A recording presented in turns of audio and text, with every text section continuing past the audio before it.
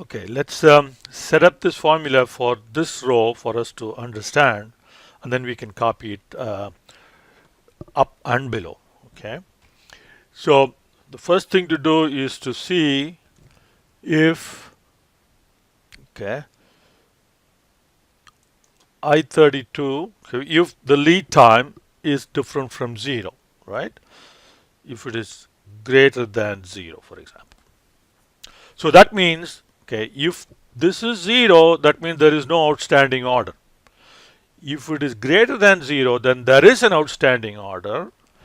Then we have to go back and see. So if it is 2, if you go back 2 periods and then see that there was an order placed, well, actually it's 2 periods, meaning you go back only 1, because that's 1 and this is the second period at the end of the second period. We are at the end of the second period. So whatever the number here is, that's your lead time. So that minus 1 rows, okay, you have to go back and see whether we did place an order in that period. If so, then the lead time is up, then the unit can be received. If not, then, for example, if this was 3, then you'll go back 2 periods and you'll see no there. So that means the order is not due yet, right? So you first see whether there is an outstanding order. Okay, so that's going to tell us that yes, there is an outstanding order or not. If it is greater than 0, there is an outstanding order. Then we have to see whether that order was placed in such a way that it is now due. Okay, and for that, we have to look back and see whether the order was placed. Okay, so you have to go to the same row in column H. So that will be an offset. Okay, so you have to do another if there, offset, okay, H32. So from H32 you have to go back by how many rows? Okay, whatever number that you see here, one less than that. Okay, so 2 minus 1, you have to go backwards. So that would be minus of that minus 1. Okay, the minus sign that you see in front of the bracket is because we are going backwards. Okay, if it was a plus sign, then offset will take you down below, right? So whatever that number, minus 1, is where you need to go back and look, and you want the offset to look in the same column as H32, because offset has 2 parameters. How many rows you should go back or forward, or how many columns you have to go back or forward. Now the column is the same column. You look in the same column. Okay, so that's our offset. So the offset is going to bring us the content of the cell in this column, and if that is an yes, so then we did place an order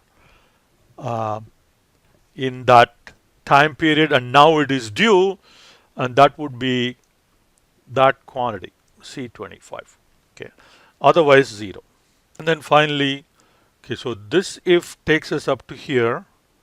Then we have if I32 is greater than 0, then this will happen. If not, then you're not going to receive anything. So you should end with a comma 0 and close parenthesis. So that will take care of the other if. All right. So now we can copy it to those cells, and then so now we have units received. Okay. Okay, so now we need to go back and set up the beginning inventory. So beginning inventory now for us will be the ending inventory from the previous day, plus did we receive any order. So ending inventory plus did we receive anything. So that would be that. Now we copy that across. So now let's check it out and see whether we have everything. Okay, last sales, inventory position, place order. So now we can copy these.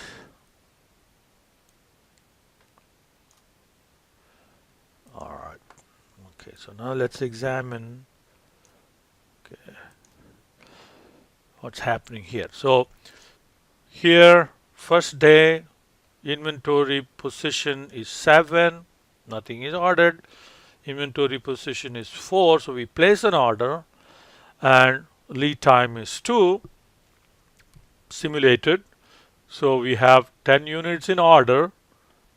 Okay, because the lead time is 2, when you come here, it'll look back here. This formula looks back here and says, well, that's not 0. Okay, so now we need to see whether we are ready to receive the order. So you go here and go back 2 minus 1 and see whether there is an S there. So was that order placed sufficiently back so that it is due today? No, it is not. So you have a 0 there.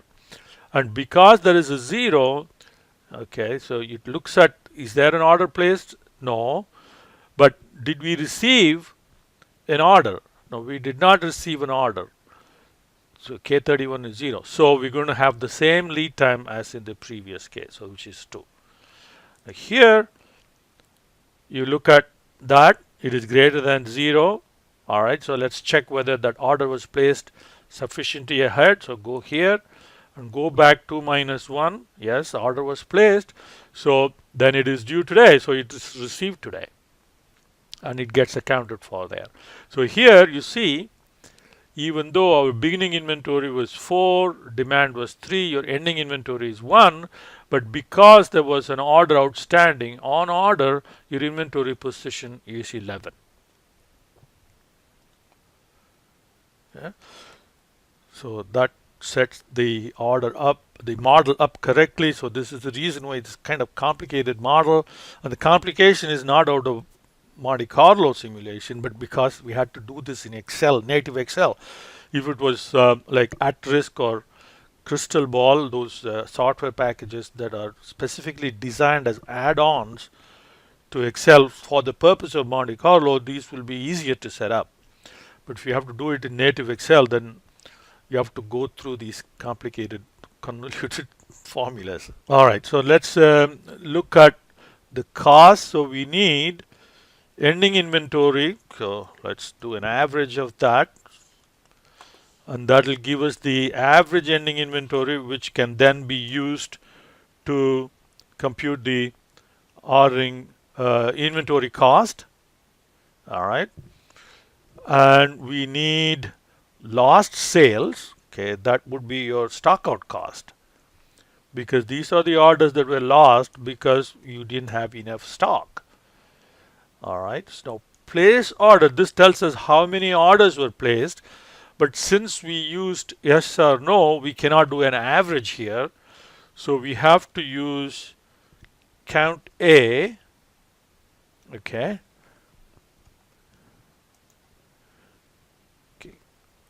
We have to do count if. Count if. Okay, so look at that range. All right, and the condition that we want to look at is yes, how many yes we have, and we have to divide that by the number of days.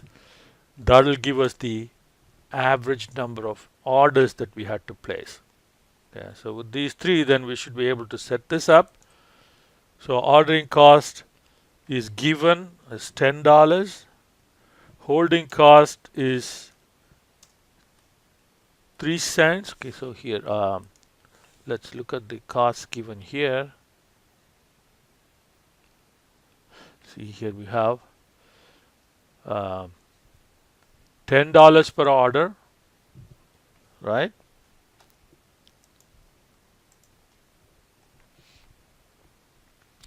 And lost sales is $8.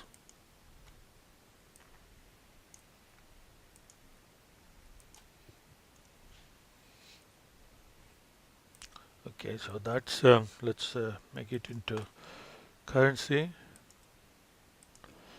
All right. Now, what about holding cost? Holding cost is given as